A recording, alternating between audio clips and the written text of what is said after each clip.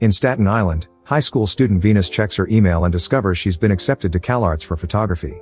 She starts typing a reply but hesitates, not knowing if to accept or not because she doesn't want to leave her mother alone. At that moment a notification shows her that her crush JP tagged her on social media in a photo she took, so she gives it a like. Then Venus receives a video call from her friend Sydney and they chat about various topics. Sydney mentions a new online game called Nerve, which everyone is crazy about.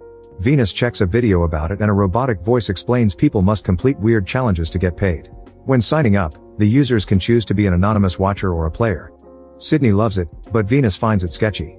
Afterward Venus goes to the kitchen and discusses the matter of college with her mother Nancy, who doesn't know Venus has applied to CalArts. She thinks her daughter will study in Staten Island and they can still live together. Venus suggests renting her dead brother's room but Nancy refuses, still not having gotten over the loss. Later Venus goes to the students' football match to take photos for the school newspaper. Sydney asks someone to film her for Nerve before meeting with her fellow cheerleaders. The squad starts the usual routine, but by the end of it, Sydney surprises everyone by showing her naked rear. It turns out that was a dare from the game and she's been paid for it. Soon teenagers all over the country are doing really dumb things to win some bucks like eating dog food, grabbing onto a police car while skating, and jumping off a cliff. When a person joins as a player, the game takes all of their data and customizes the challenges accordingly. Those who sign up as watchers pay to watch the videos and follow the competition to discover who will get to the finals.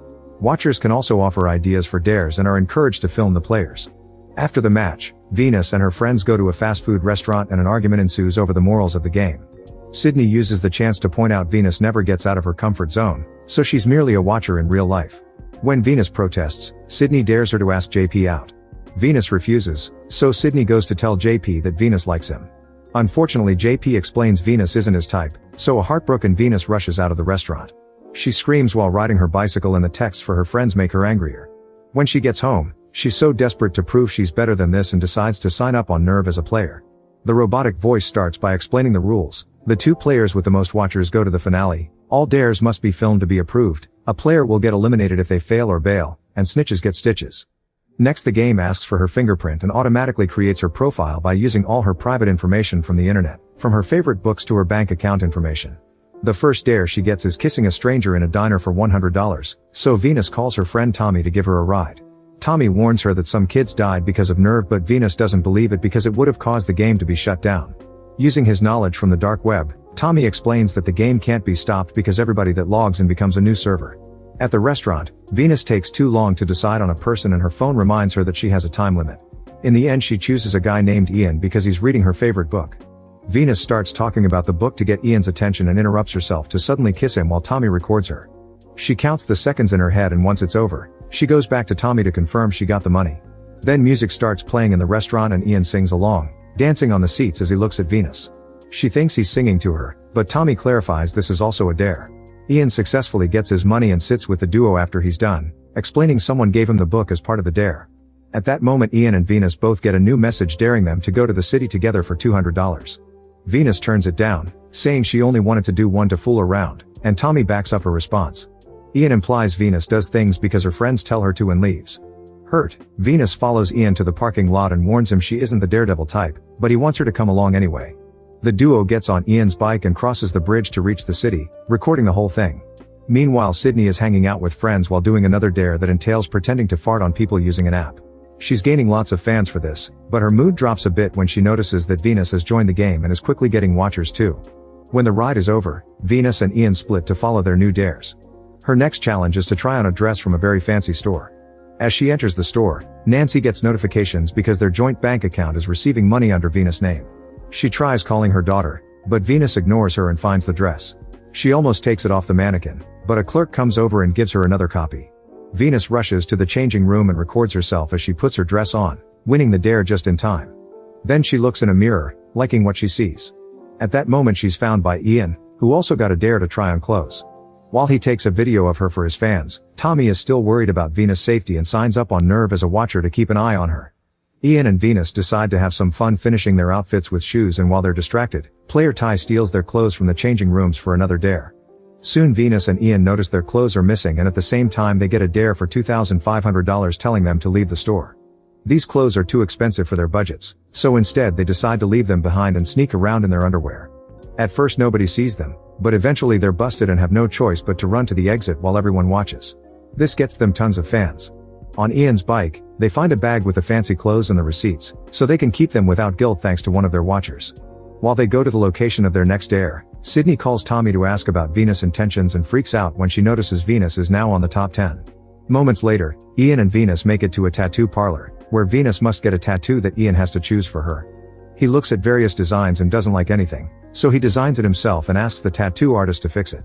Venus gets on the chair, and while she suffers under the needle, her follower count keeps growing. To distract her from the pain, Ian plays a song she likes and hears the story of her dead brother. Once the tattoo is done, Venus looks at it on the mirror and is pleasantly surprised to discover a lighthouse, like in the name of her favorite book. Meanwhile at a party, Sydney notices Venus keeps getting fans and her jealousy grows. Tommy is watching all this and finally loses his patience, so he calls a hacker friend for help to find more information about Ian because he doesn't appear on any public site. His friend sends him a passkey to access the dark web, and he finds out that Ian played the game before. In fact, he was involved in an incident that killed a player. Freaking out, Tommy calls Venus to warn her, but she won't pick up. Back to Ian and Venus, they get a new dare asking Ian to drive the bike blindfolded at 60 miles per hour through New York City and Venus to give him the right directions for $10,000. Venus refuses to do it, but at that moment Ty stops by to take a picture of her with a car decal. After he leaves, Ian convinces Venus to do the challenge.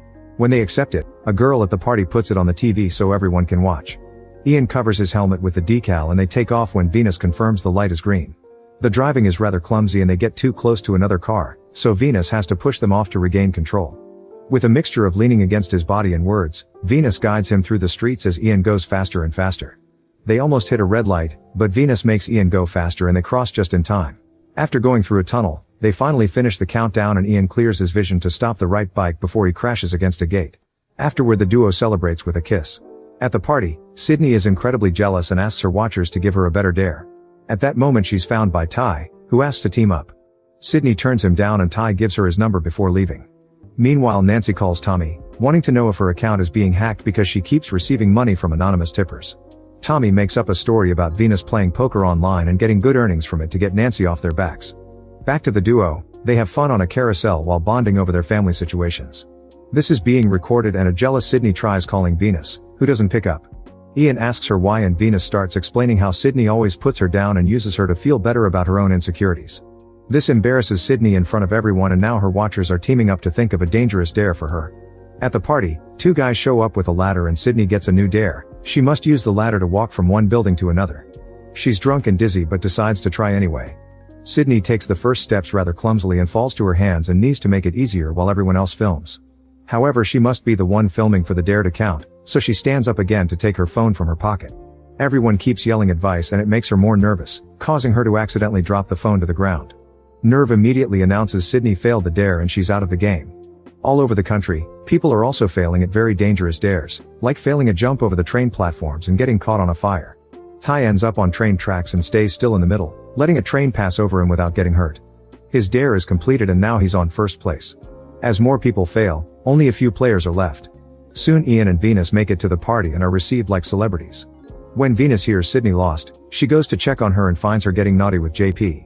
This triggers an argument as both girls start insulting each other for their betrayals. Sydney even throws a jab at Venus' dead brother, crossing the line. At that moment Venus gets a dare asking her to complete Sydney's failed challenge for $15,000. Eager for revenge, Venus immediately accepts and goes to the ladder. Venus is way less clumsy than Sydney and by only needing a few pauses, she quickly walks on the ladder and reaches the neighboring building. As everyone celebrates, Nerve announces Venus is in first place. Afterward Tommy finds her and tells her that her fight with Sydney has been staged by Ian because that's his dare. Furious, Venus runs out of the party and Ian follows her.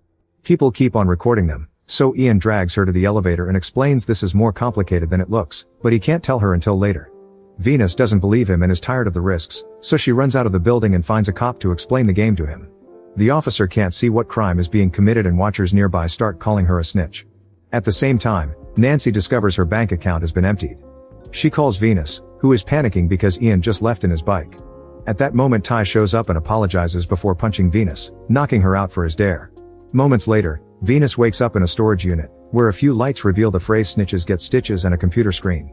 The robotic voice explains Venus is now their prisoner for breaking the rules. They control her life and her family, which they prove by showing tons of important documents on the screen.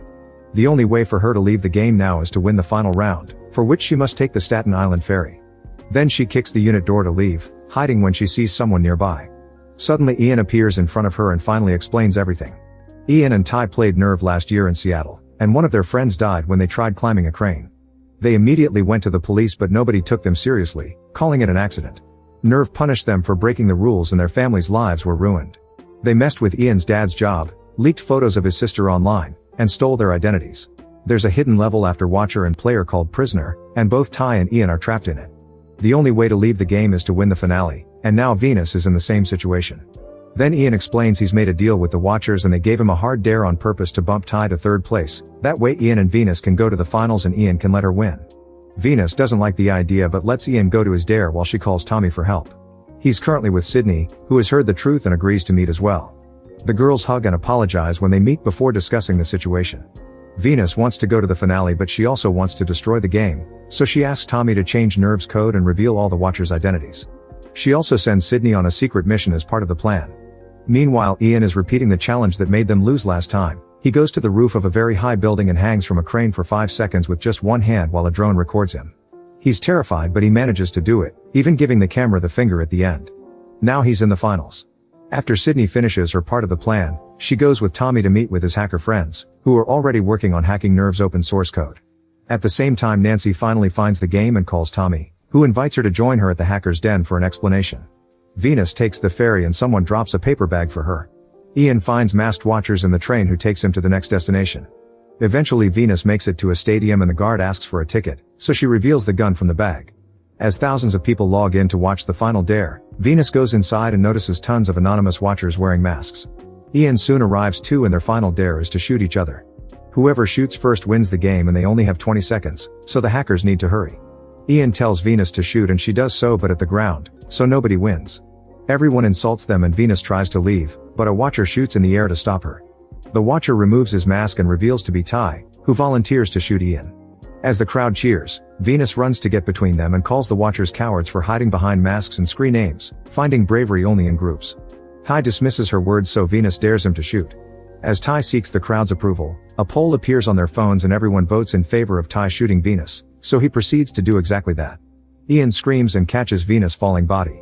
At that moment the hackers finally finish their job and everybody's real names appear on their phones with a message telling them that they're accomplices to murder. Terrified, people all over the country start signing out and leaving the stadium, not leaving a single server on for Nerve to exist in.